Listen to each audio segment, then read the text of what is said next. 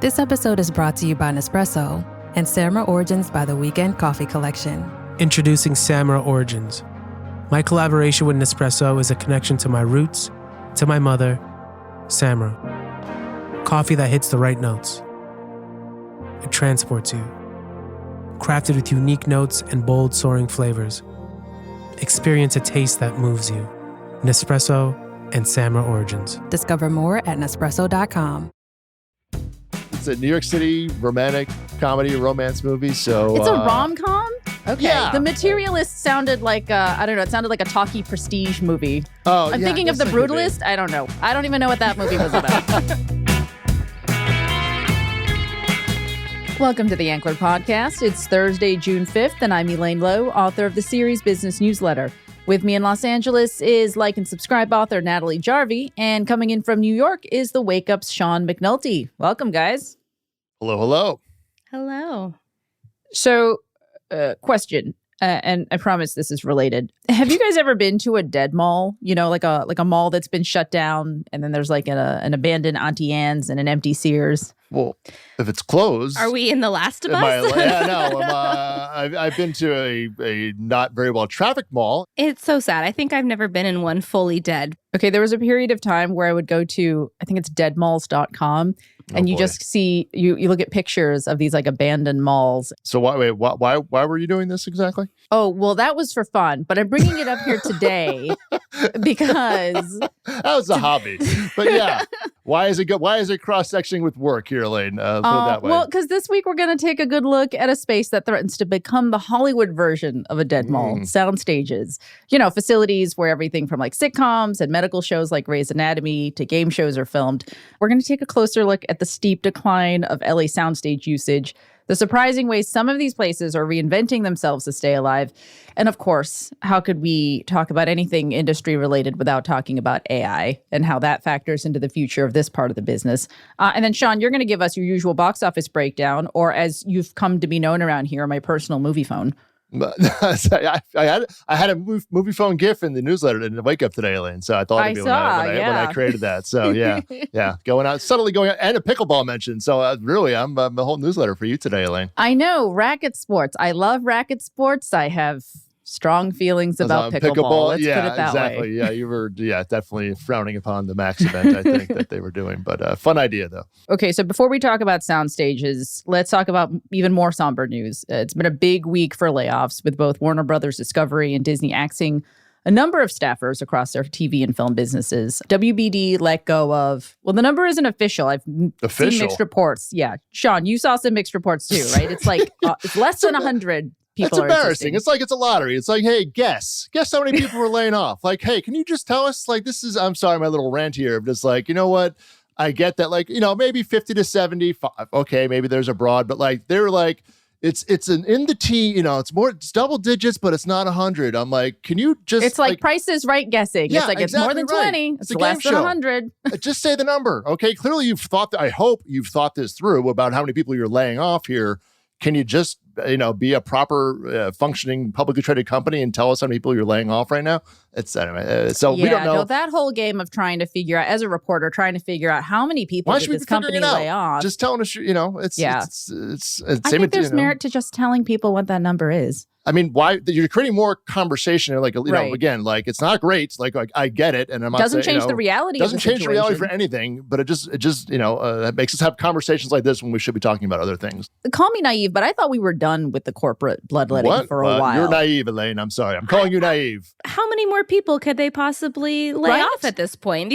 I know these are still large companies, but some of these teams have gotten quite lean. Disney let go of more than 7,000 employees over the last couple of years. Paramount has let something like, it must be at least 1,000 to 2,000. Warner's in the hundreds. Like, again, how much leaner can these companies get, Natalie? I mean, clearly we haven't seen the end of it yet. And sounds like, Sean, you think we're going to have more to come. This is the state of the business, everybody. Welcome to the cable bundle, okay? As the cable bundle goes down, the revenues and profits go down, the amount of people they have to employ in this business. And this is what these cuts primarily were this week, both at Disney, well, more so at WBD, which was mostly centered in the Discovery Channel, linear channels business. But, Disney's, I tallied this up, or, just keeping track, not tallying, but Elaine, you mentioned they had the 7,000 people in 2023, the massive massive cuts when, Iger came back in and made his changes. But last year we had cuts of 175 at Pixar in May. You had 140 people in the TV group in July. A few hundred at ESPN. Yeah, 300 in September across many corporate roles. You had 75 people in October last year at ABC News and local stations. You had cuts this March at Disney, and then you had cuts again here in early June. So it's like, this is just the business. It's just getting smaller in certain areas. And then you look at it and you say, you're running it leaner. This is what this looks like. But to say that this is over or going to hit an endpoint, not until these networks are, kind of off the slate here. I mean, that's what, Comcast is putting it in Versant, getting it off their books. But well, speaking of Versant, I'm curious, what do you guys make of these cuts? Is it Versant? Is it French? I think it's dealer's choice, quite frankly. But undecided. Yeah, so do we feel like this is a move to potentially prep for a SpinCo Versant situation over at WBD? Like, what's with the timing of the cuts, do you feel like? I mean, interpret it as you like. I mean, certainly there's a lot of chatter about that. And this wasn't, again, having problems with the number, but this was not a large several hundred, even thousand, major cut here. And this was seemingly under 100, as we're told. Seemingly decently under 100. So, it's not a large scale move to like maybe make a shift, but I mean, obviously that's very much in the ether at WBD. So getting leaner before you do a move is certainly, a possibility there. I mean, this can't feel good for anybody at any of these companies who, if you were naive like me to think, well, maybe we're done. Maybe after 7,000 people, maybe after 1,000 or 2,000 people, we're done with this. But the idea that this might still be happening every few months is not a motivating factor. The rolling nature of them, too. The fact that, it can just kind of keep trickling out, month after month makes it all the more challenging, I think, for people who are inside these companies. And no one can ever really get comfortable or feel safe in their job. Yeah, but the underlying metrics too. I mean, look at the, it's cord cutting. So we lost in Q1 of publicly reported, numbers. This includes the big ones, Charter, Comcast, and other people. It was minus 1.5 million video subscribers just in Q1. That's more than, I think it was about 1.3 million in the Q1 last year. That's just the first quarter. So we'll see what the rest of the year goes. So this is, again, the underlying math of these companies. And we've said in the podcast before, half of the revenues, at Warner Bros. Discovery literally is in linear TV. So, or more so at Paramount. So it's the core of these companies. And when that's your core and those are your business trends, this is the, the reality of it. So it's unfortunate, but I get it in a certain sense. It's hard to argue, like, oh, you should be keeping all these people. I'm not making that argument whatsoever. Right. No, it is hard to argue with the economics of it. Yeah. And if there are any of our listeners here who have been affected by the layoffs, who want to talk, who want to tell us your story, reach us at podcasts@theankler.com. But let's move on to today's main story, which I promise you all is only partly doom and gloom. I know we started off talking about dead malls, but we're not quite there yet. Los Angeles is still the soundstage capital of the world, with a combined 8 million square feet spread across at least 477 certified stages. Okay, pop quiz, guys. What are the number 2 and 3 biggest soundstage regions in the world behind LA? And they could be cities or entire countries. Soundstage regions. I was going to say like London. No, you're right. The UK is number 2. Yeah, with 7 million square feet in sound stages. I would guess India just because of Bollywood, but I don't know if India is fully counted by such people who are doing the counting. That's true. I don't know what the accounting is. According to Film LA, number 3 is a place that's stateside. Atlanta. Well, Atlanta, I'd say, would be the first guess. Good guess. It's actually New York. Oh, okay. Mm-hmm. All right. Yeah. Look at that. Go to New York City. Okay. Yeah. And that's New York area, not New York City per se, but yeah. Okay. Yeah. And LA is still at the top of the scoreboard here. But as we alluded to earlier, demand is plummeting. I want to tell you guys some of these numbers from the Film LA office from a recent Soundstage report. Soundstage occupancy has tumbled from 96% in 2016 all the way down to 63% in 2024. And get this, that number, 63%, is actually lower than the year before when there were 2 strikes that stopped production. It's actually down 6 points from 2023, which was wild to me. It's remarkable. Says it all, right there, Elaine. Yeah. Yeah. And this week, California lawmakers up in Sacramento, they passed a pair of bills to expand the state's film and TV tax credit. But you know how we've been talking a lot about this proposal from Governor Newsom to more than double the tax incentive from $330 million to $750 million. Those bills actually don't include that language. So there's some head scratching. There's some question marks as to whether that part of the proposal is still going to go through. But I thought that was interesting, the fact that that isn't officially part of the language of those 2 bills. But, it's just such a salient topic these days because, New York Magazine just published their Hollywood issue. And the most popular story there is one, I don't know if you guys have read it yet, entitled, Hollywood has left Los Angeles, which notes that, quote, none of 2024's 10 highest grossing live action movies was shot in LA. There you go. I mean, I'm not that surprised. It feels like this is the way it's been heading, but to hear it put so plainly is certainly, you know, and shocking. Movies certainly have left Los Angeles. And from a soundstage point of view, I mean, location stuff, I think, is still, you know, somewhat prevalent. But it's become it probably was a TV town to an extent, but even more so now, Elaine, I would think. Yeah, no, it is definitely a TV town. I mean, like episodic TV is the lifeblood here, but even that number is down to 20% from 30%. And it feels like we're hitting like an existential crisis point here when it comes to, you know, is Hollywood anymore? And what that means, yeah, exactly. I mean, the headquarters are here, but if you're not shooting too much here, that's the quandary that exists, Natalie, I think. I mean, if you think about Hollywood as all of the gig workers who make up a production, if the filming isn't here, then they can't be here either. And it's a lot of real estate, though. Elaine, you had some tallies this week, or I was like, the square footage of this stuff was pretty crazy. I mean, it's like Warner Brothers Discovery has over 500,000 square feet here of soundstage space. I mean, it's like you combine the top 5 operators, and that's something like 2.8 million square feet in soundstage space. A lot of it, which isn't necessarily being used. Like, you know, a director told us recently, Natalie, that like, they were filming a project and they were the only ones on the Fox lot that day. That's a lot that has 15 sound stages. Yeah, I mean, that's the same thing I've heard from friends who work in this business, that you go to these lots and they're just empty. And so the resources aren't the same. The equipment's broken. It's not getting repaired. I mean, it's just they are not the thriving, you know, kind of supports to production that they used to be. I know. I mean, like in this New York Mag story, like Rob Lowe told them, quote, "I don't think Hollywood, the industry, has much to do with Hollywood, the place, anymore." And that's just kind of depressing. That's a depressing thing to hear. That says a lot about the mood that's been going around Elaine. But it's, you know, when you have that much real estate, it's like you get creative, or, you know, that's kind of like, well, okay, what are we going to do with this square footage? I mean, just from a real estate point of view, you know, leave aside the crew and people who are, that means that they're not working, people who are living here, number one. And then number two is, you know, as if you own these locations, much less if you're a Universal or a Fox, but there's plenty of independent, you know, third party owned sound stages too, Elaine. It's like, well, what else can we do with this thing? Because if, you know, Hollywood's not going to use it, we had the same problem with office buildings in New York City here, and people are getting very creative. That's I'll put it that way. Isn't there some like plot in Times Square that like was supposed to be offices, and now they're like, let's turn it into apartments because nobody actually wants to work out here? Yeah, that was the home of Roku, the home of the corporate headquarters of Roku, which is I believe the Ernst & Young building right in the center of Times Square. I've been in the building; it's a lovely building, but it sat 80% empty for I think 5 years. You know, Roku has a couple of floors there; it's not a major That's thing. wild but, yeah. to me. The idea that you can't rent out office Middle space of in Times Square, the Yeah. middle of Manhattan, in Midtown. Yeah. So luxury condos it is, everybody. So that was my thought about these sound stages. I'm like, how soon before they become luxury condos? I don't know. Is that really more appealing? Who wants to live in Times Square? I know, truly.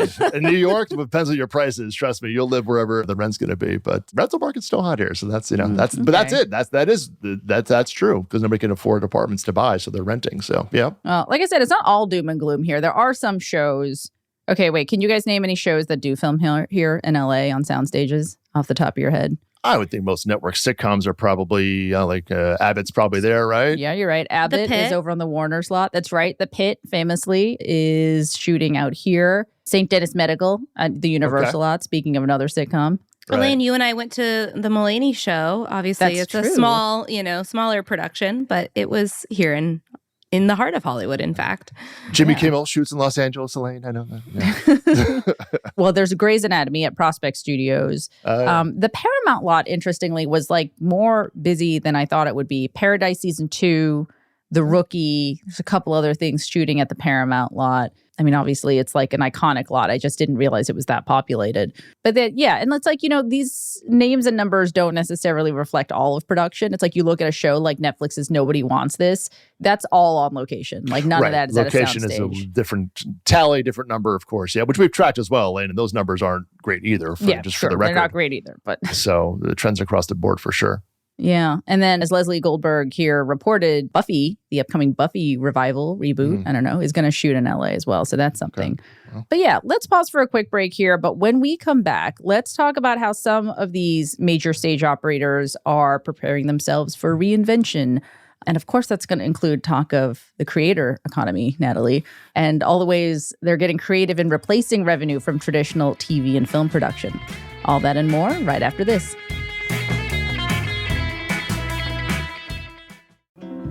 This episode is brought to you by San Pellegrino. A meal isn't just about what's on your plate. It's about what you bring to the table. San Pellegrino believes the table is where the best of life happens.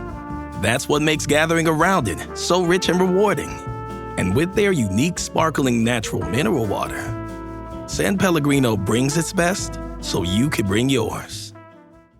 Hi, I'm Ashley Collins, and I write the Dealmakers newsletter for The Ankler. Dealmakers guides readers through the intricate workings of lawyers, agents, and bankers, with insights exclusive to The Ankler covering the fast-changing state of deals, film finance, M&A, and the new frontier of AI law. I also interview some of the biggest names behind the industry's headlines, the people moving the entertainment industry forward, one DocuSign at a time. Dealmakers comes out every other Tuesday as part of a paid subscription to The Ankler. So please join me by subscribing today at theankler.com.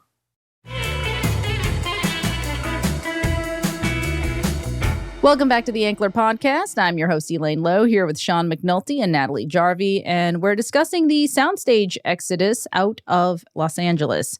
There's been a steep decline. We talked a little bit about the numbers earlier. It used to be almost at 100% occupancy about 10 years ago. Now it's down to not even 2/3.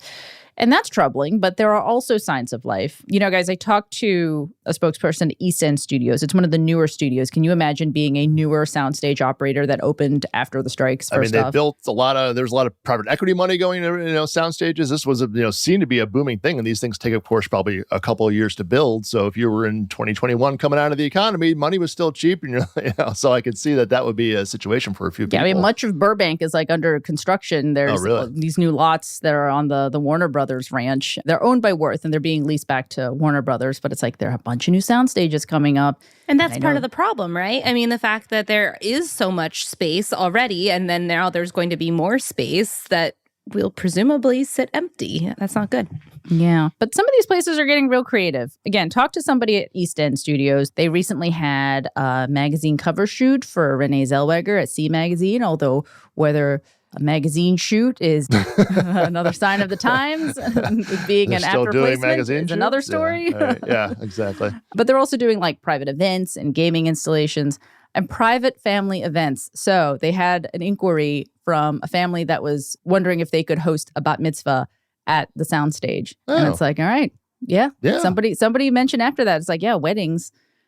The soundstage might be a great place for a wedding, right? I'm imagining bat mitzvahs, it's like, that's going to seem like vintage, like, ooh, the glory days of Hollywood when they filmed on a studio lot. Look at this lighting rig. Exactly. Bringing some props from some movies that shot there. Yeah, exactly. Yeah, could be a themed event here, the glory days of Hollywood and all of, 10 years ago, or whatever. Yeah. I talked to the president of, speaking of places outside of LA, I talked to the president of Trilith Studios, which of course, is where many Marvel films were filmed over the last decade. And they're trying some interesting things with experiential, immersive stuff. And they also have more than the studio business. So they've been letting their tech companies try out new tech there and everything. But I've been thinking about all of the new ways that you can use a soundstage that still has to do with TV or film or content creation. And it's there's AI stuff. I mean, it's I wonder, Natalie, what the interest might be for creators to do their work in a traditional space. Or do you feel like they like the authenticity of being on location or doing stuff out of their own homes? Oh, creators are using studios. Absolutely. I mean, there's a number of creators who have pretty sizable studio space here in LA. Rhett and Link and Alan Chicken Chow, who does Alan's Universe.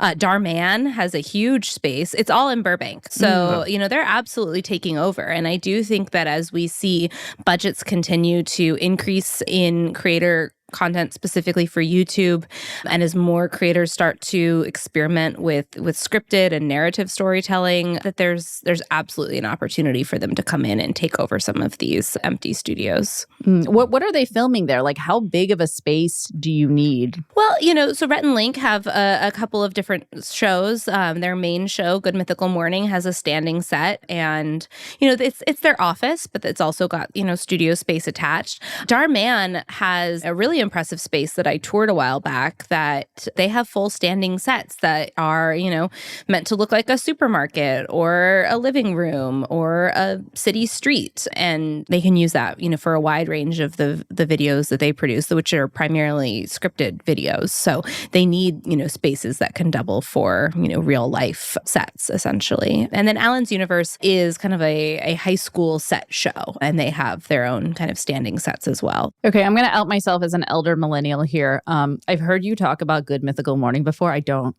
actually know what that show is. What is it? Is it like a morning show? Is it what is it? It's like a morning talk show. It's Rhett and Link's version of a morning talk show. They bring on guests and they have kind of silly bits. They do a lot with food, like they'll do, whether this should, is it a sandwich or not? Is a hot dog a sandwich kind of a thing? And they play games. It absolutely isn't, but go on. I agreed. Yeah, it's the internet's version, YouTube's version of, Live with Kelly and Mark or The Today Show or, without the hard news. I mean, do you see this as potentially a good one-to-one replacement going forward? I mean, not all creators do things at this scale. Not every place is a Dude Perfect, like you visited their headquarters in Texas that need like a giant studio space. But do you think this is a potential way for traditional soundstage operators to infuse more revenue into their business? Sure, absolutely. I don't know that they're ever going to need, something the scale of like a universal backlot, at least not the majority of creators. But, one-off projects or those who maybe want to build standing sets because they, kind of use the same sets over and over again. Absolutely. And I expect we'll see more of that. The big issue is that a lot of creators don't live in Los Angeles. They don't need to live in Los Angeles. And so you mentioned Dude Perfect. Like your Dude Perfects. Yeah, a lot of them are starting to kind of pop up these production hubs in other cities. Dude Perfect is in Frisco, Texas, which is a suburb of Dallas. There are creators in... Well, Mr. Beast is in Greenville, North Carolina. Yeah. How big of a space does he have? Yeah, he has a really big facility. A couple of years ago, he showed off a new $14 million space. This 50,000 square foot warehouse. And he employs a lot of people in that town as well. So it is interesting to see how these creators are helping fuel, job creation in other parts of the country. But that doesn't help the problem of LA sound stages. And there are a certain number of creators who flock to Los Angeles and want to be here. And so I think we'll see those creators, presumably do more. How big of a crew do these guys have? And are these all union folks when they're hiring crew members? Like, how does that work? They're not union crew because this is digital short form and, their budgets really wouldn't allow for a union crew. So that is going to be one of the challenges that Hollywood as a larger entity and individuals are going to have to think about and deal with is, do you take a non-union job if it's the work that is available? And how do, the unions respond to that? And what does that look like? I think those are a lot of the questions that Hollywood's going to grapple with in the coming years as more of this kind of digital first content production becomes what's available. Yeah, no, it'll be interesting times. I went to the AI on the Lot conference last week and, I was talking to somebody who, used to work in the traditional Hollywood space and now has their own AI/virtual production thing. And they're like, okay, all you need with our equipment is just like a green screen. And they were showing me a project that a father and son duo had made, with a green screen in their garage. And I was like, oh, so this basically is going to replace the need for a traditional soundstage. And he was like, no, actually, I picture this being used in traditional sound stages because you still need like good lighting and like all that other kind of rigging and acoustics and stuff. But maybe we could divvy up these massive soundstage spaces, paint a green wall and then like let creators or indie filmmakers like use these spaces, but in like at a smaller scale. So I thought that was interesting in the way of potentially using AI or virtual production to resuscitate the business a little bit. Yeah, with AI stuff, I mean, that's a big question too. I mean, you mentioned that photo shoot or things like that. And, there's a deal, AMC Networks made their AI deal this week to, essentially they named it in the deal, does, cut down on marketing costs where they're going to use AI to, generate new materials, things like that. So those things, maybe you don't need as many key art shoots. Maybe you don't need as many, other things that, again, take a day or two at a soundstage. They're not going to book it for a month, that kind of thing. But I think AI's effect is unknown, obviously, in a lot of sectors, but you can see it having an effect on how many shoots you have to do for not just movies and TV shows, but these other things that fill out the calendar for a lot of these locations that exist. Well, let's end on a high note here and talk a little bit about movies. Sean, you want to walk us through the box office this upcoming weekend? Of something that has shown signs of life this year, actually? Yeah, what are you talking about? We're killing it. Come Yeah. on. Yeah, I almost got Richard to sound optimistic when we did our Monday chats and Substack there. That's almost. a big milestone. He looked like he was almost there. He almost smiled. Almost got I mean, there. I know. I couldn't tell exactly. Maybe, somebody else he was looking at. I don't know. But yeah, so coming up big month going, into Ballerina. You guys, you Wick people. Natalie, you a Wick person? John Wick? I'm not a John Wick person. Sorry, All right, Sean. Nothing on that. All right, Elaine Lowe. Don't tell anyone, but I've actually never seen a John Wick movie. I feel like I would Well, like you them, didn't though. know. An action movie, Keanu Reeves. I think you dig it. There's a side of Elaine again that we don't know that I think that she's going to. The Mission Impossible enthusiast in me might like it, right? There's more gunfire in these kinds of things. Gorier. If you're more, not gore. No, it's not. I mean, not particularly. But definitely a Okay, lot that's more. good. I can handle that. A lot of No gore. hand-to-hand combat, a lot of creative ways with plates and knives and guns and things along those lines. So All right. yeah, That sounds so- like my scene. Okay. I'll look into this John Wick fellow, Sean. Well, but go Ballerina this weekend. This is their first attempt to expand the John Wick universe. Keanu is still in the movie. This movie takes place, I think, before or after the third movie in the John Wick. So, of course, not the spoiler, John Wick expires at the end of the fourth movie. So, yeah, Spoiler sorry. alert. I'm fine saying that was a year ago. If you don't know that, some people's fans. But again, Elaine, they're doing a fifth movie. So, you know what? Maybe he did not. It was Like a prequel situation. left a little open as to what may be going on. So who knows? But this one's kind of taking place in that realm.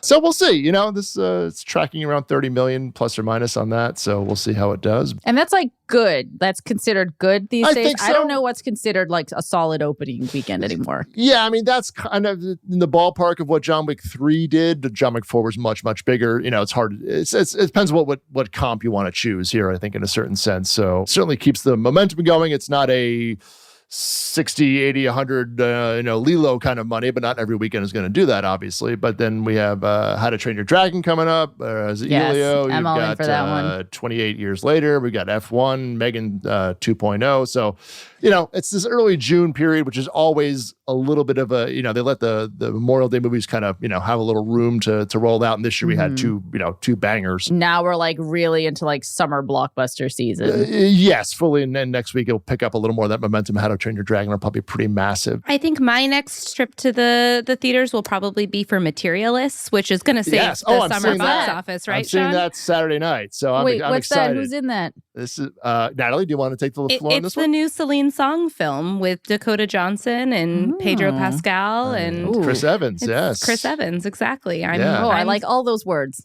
exactly. Yeah, hope it's a New York City romantic comedy romance movie. So It's a rom-com? Okay. yeah. The Materialist sounded like I don't know, it sounded like a talky prestige movie. Oh, I'm yeah, I thinking of guess The that could be. Brutalist. I don't know. What was that movie about? It is I an don't even know A20 what that movie was It's about. also an A24 movie. That was not a rom com by any means. Well, yeah, maybe not in a perverse way, but yeah, it's it's kind of she's a matchmaker in New York City, and he's Pedro Pascal is a wealthy kind of guy coming in, and Chris Evans is a Okay, working class I'm kind in. of guy. When does that So a come little out? love triangle. That's next Friday, the 13th. Thank you, Movie Phone. Exactly. So I will report back next week on how that is. I'm seeing it this weekend, so I'm very excited for that. Okay. And F1 got good reviews. I wonder Yeah. if that's going to be another like Top Gun Maverick situation for the I'm summer. very high on that movie. Yeah, that was one of my top 3 of the summer that I picked. So I was a little optimistic on that one. So I could, because that's June 28th. So you have that weekend. Then you go right into the full July 4th week with Jurassic World coming in there on July 2nd. So yeah, a lot more ahead. New movie. There's no real dead zones going on until maybe you're getting to mid-August. So whereas last summer, there were definitely a few of those patches going in. So we've kind of All right. The strike's effect kind of petered out, around end of March, early April. So this summer's a real summer, or as real as we've had in quite a while. I'll put it that way. We've got a solid summer. This is almost like retro vibes, classic summer, blockbuster summer type stuff. We got rom-coms, we got family movies, we got a dinosaur movie. Got everything. Brad Pitt. Yeah. So, Hollywood, who knew? Well, we'll get a comedy in there and then we'll be all set. But let's one thing at a time. All right. Well, maybe Hollywood's leaving Los Angeles, but it's not dead yet. Exactly. So there we go. Yeah, 100%. They become movie theaters locations if they need to convert over. So a lot of square footage. So get creative. All right. That's a wrap on this week's Ankler Pod. Visit theankler.com to subscribe to our suite of newsletters and podcasts for the latest industry insights. And if you like the show, make sure to leave us a rating and review wherever you get your podcasts. It helps the show grow. You can also follow The Ankler on social media at The Ankler across major platforms. Big thanks to Sean McNulty and Natalie Jarvie for joining today's show. And a special thanks to you all for listening. My name's Elaine Lowe. I'll see you next week.